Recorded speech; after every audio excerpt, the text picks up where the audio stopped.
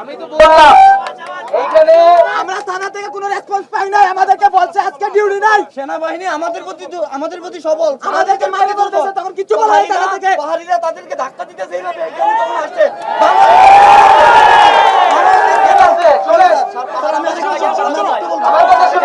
Relax. সবাই একটু আমার কথা শুনেন, সবাই একটু কথা শুনেন, সবাই একটু শান্ত শিষ্ট ভাবে থাকেন। আপনাদের কথা আমরা শুনছি, আমরা আপনাদের কথা শুনছি। আমি তো বললাম এখানে যেই ঘটনার সাথে জড়িত থাকুক না কেন তার তদন্ত হবে এবং সে যেই হোক না কেন তার বিচার হবে। সে পাহাড়ি বাঙালি এটা আমরা বিবেচনা করবো না। একইভাবে যে ক্ষতিগ্রস্ত হয়েছে সে পাহাড়ি হোক বাঙালি হোক তার ক্ষতিপূরণ আমরা দিব।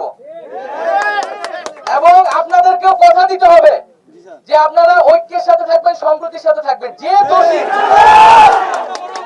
দোষী অবশ্যই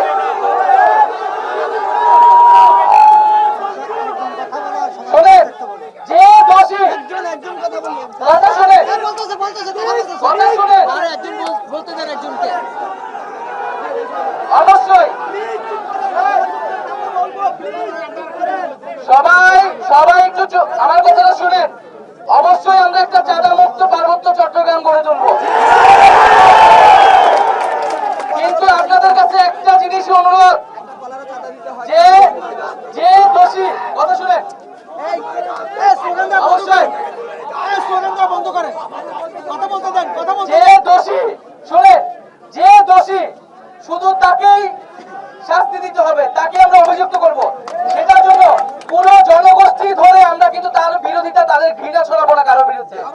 এটা মনে রাখতে হবে, যে দোষী শুধু সেই ব্যক্তির বিরুদ্ধে আমরা কথা বলবো, কোন জাতির বিরুদ্ধে আমরা ঘৃণা ছড়াবো না।